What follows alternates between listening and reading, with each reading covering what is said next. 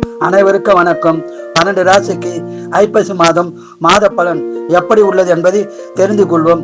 மிதன ராசி நேயர்களே, ஐப்பசி மாதம் முழுவதும் சிறப்பான பலனை பெறும் மாதமாக அமைய உள்ளது.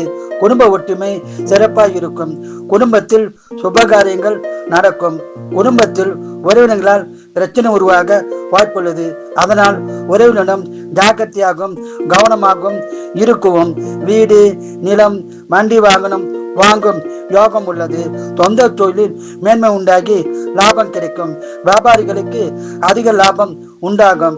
வேலையில் உள்ளவர்களுக்கு ஊதிய உயர்வு, பதவி உயர்வு, வேலையில் இடமாற்றம் உண்டாக வாய்ப்புள்ளது. பயன்படுத்திக் கொள்ளவும். இந்த மாதம் பணவரம் உள்ளது, சுபசனம் உள்ளது. ஐப்பசி மாதம் முழுவதும் நல்ல பலனை பெற குலதெய்வம், இஷ்ட தெய்வ வழிபாடு செய்து சிறப்பான பலனை பெறுங்கள்.